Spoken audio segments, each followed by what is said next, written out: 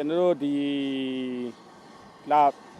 3ရက်နေ့နဲ့4ရက်နေ့ပေါ့မှာထိုင်းနိုင်ငံမှာပြုလုပ်တဲ့6ကြိမ်မြောက် Binstat အစည်းအဝေးကိုကျွန်တော်တို့မြန်မာနိုင်ငံတော်စီမံအုပ်ချုပ်ရေးကောင်စီဥက္ကဋ္ဌနိုင်ငံတော်ဝန်ကြီးချုပ်ဗိုလ်ချုပ်မှူးကြီးမင်းအောင်လှိုင်နဲ့ဒါအဖွဲ့ဝင်များတွားရောက်တက်ရောက်ခဲ့ပါတယ်တွားရောက်တက်ရောက်ခဲ့တဲ့အချိန်မှာလည်းနိုင်ငံ9နိုင်ငံကအစိုးရအဖွဲ့အကြီးအကဲတွေလာတာပေါ့အဲဒီတော့ကျွန်တော်တို့6နိုင်ငံကအစိုးရအဖွဲ့အကြီးအကဲတွေနဲ့လည်းကျွန်တော်တို့တိကျစီတွေ့ဆုံပြောကြားဆွေးနွေးနိုင်ခဲ့ပါတယ်ပထမဆုံးပြောရမယ်ဆိုတော့ဒီမသွားခင်ကအတိုင်းကျွန်တော်ထုတ်ပြန်ခဲ့တယ်ဒီစထမအကြိမ်မြောက် Binstat အစည်းအဝေးကိုသွားမယ်အဓိကကတော့ဒီမြန်မာနိုင်ငံမှာဖြစ်ပေါ်ခဲ့တဲ့ငလင်ဒေသကြောင့်မလို့ထိခိုက်နစ်နာခဲ့ရတဲ့လူတွေပြန်လည်ထူထောင်ရေးလုပ်ငန်းတွေလုပ်နိုင်ဖို့ပြီးရင်ကျွန်တော်တို့ပြန်လည်ထူထောင်ရေးလုပ်တဲ့နေရာမှာအကူအညီတွေရရှိဖို့အတွက်ဆောင်ရွက်သွားမယ်ဆိုတာပြောခဲ့ပါတယ်ပြီးရင်ကျွန်တော်တို့ Binstat အစည်းအဝေးမှာကျွန်တော်ဆွေးနွေးရမှာတွေဆွေးနွေးခဲ့ပါတယ်ခြုံပြီးပြောရင်တော့ဒီသွားရတဲ့ရည်ရွယ်ချက်ကောလှုပ်ဆောင်ရတဲ့ရည်ရွယ်ချက်ကောအောင်မြင်တယ်လို့ကျွန်တော်တို့ပြောချင်ပါတယ်ပထမဦးစွာကျွန်တော်တို့အိန္ဒိယနိုင်ငံဝန်ကြီးချုပ်ပေါ့နော်မစ္စတာမိုဒီနဲ့တွေ့တဲ့အခါမှာသူ့အနေနဲ့ကမြန်မာနိုင်ငံအပေါ်မှာပေါ့နော်တော်တော်ကိုပဲစေတနာထားတာကိုလည်းကျွန်တော်တို့တွေ့ရပါတယ်သူကိုယ်တိုင်ကလည်းခုကြားတဲ့ပြည်နယ်မှာပြည်နယ်ဝန်ကြီးချုပ်ဖြစ်တယ်ပြည်နယ်ဝန်ကြီးချုပ်တုန်းကသူ့အနေနဲ့ကငလင်တန်းကိုခံစားခဲ့ရဘူးလေငလင်တန်းကိုခံစားခဲ့ရသူကိုယ်တိုင်လည်းပြန်လည်ထူထောင်ရေးလုပ်ငန်းတွေလုပ်ခဲ့ဘူးတယ်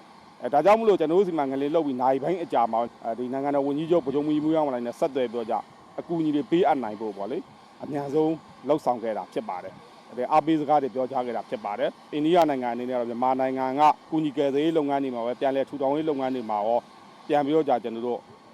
လိုအပ်တဲ့အကူအညီတွေပေးမယ်လိုအပ်တဲ့အကူအညီလည်းတောင်းပါဆိုပြီးတော့ကမ်းလှမ်းခဲ့တာမျိုးတွေရှိပါတယ်ဒါပေမဲ့ထိုင်းနိုင်ငံဝန်ကြီးချုပ်နဲ့တွေ့တဲ့အခါမှာလည်းဒီလိုပါပဲထိုင်းနိုင်ငံဝန်ကြီးချုပ်နဲ့အိန္ဒိယနိုင်ငံရဲ့ဝန်ကြီးချုပ်လည်းဖြစ်တယ်ပြီးရင်ကျွန်တော်တို့ဒီမြန်မာနဲ့အတူတူသူတို့ကလည်းမြန်မာရဲ့ငလင်တန်းကိုလည်းသူတို့လည်းခံစားလိုက်ရတာဖြစ်တဲ့အတွက်ကြောင့်မလို့ဆောင်ရွက်ခဲ့တာကျန်တဲ့ဝန်ကြီးချုပ်များကလည်းကျန်တဲ့ဝန်ကြီးချုပ်တွေအစိုးရအဖွဲ့အကြီးအကဲတွေကလည်းကူညီဖို့ပေါ့နော်ပံ့ပိုးဖို့ဆောင်ရွက်ခဲ့ပါတယ်အထူးကြကျွန်တော် Binstat အစည်းအဝေးမှာအစည်းအဝေးအခမ်းအနားစတင်ကြောင်းကြေညာပြီးတာနဲ့ကျွန်တော်တို့ကမြန်မာနိုင်ငံမှာရှိတဲ့ပေါ့နော်ငလင်တန်းသင့်ခံစားခဲ့ရတဲ့အသက်ဆုံးရှုံးခဲ့ရတဲ့လူတွေထိခိုက်ဒဏ်ရာရတဲ့လူတွေဒီအိုးအိမ်ဆုံးရှုံးခဲ့ရတဲ့ကျွန်တော်မြန်မာပြည်သူလူထုကိုစာနာထောက်ထားသောအဖြစ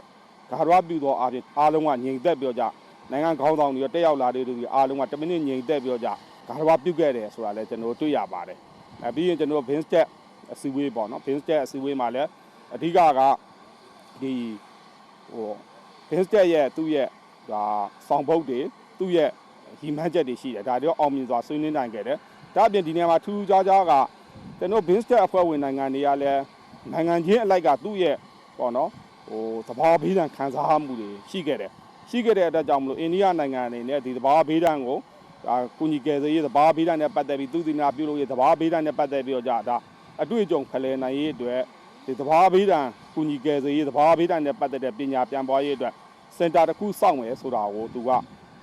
ဆိုပြုခဲ့ပါတယ်အဆိုပြုခဲ့ပြီးအားလုံးကလည်းသဘောတူခဲ့တယ်ဆိုတာအကြမ်းများသဘောတူခဲ့တယ်ဆိုတာကျွန်တော်တွေ့ရတယ်ဒါတွေကတော့သဘာဝဘေးအနေနဲ့ပတ်သက်လာပြီးတော့ပို့ပြီးတော့ကျွန်တော်တို့လှုပ်နိုင်တော့ဟာပေါ့နော်ပို့ပြီးတော့နိုင်ငံချင်းချင်းပေါင်းစည်းနိုင်တဲ့ဟာတွေကို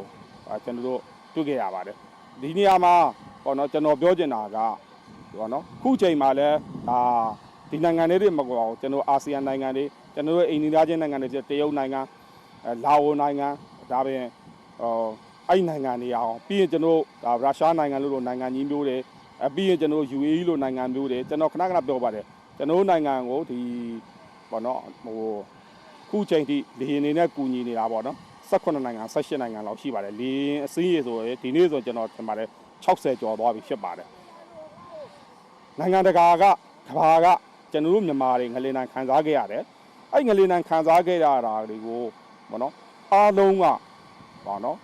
ကူညီကြတယ်အားလုံးကစာနာထောက်ထားကြတယ်အားလုံးကနားလဲကြတယ်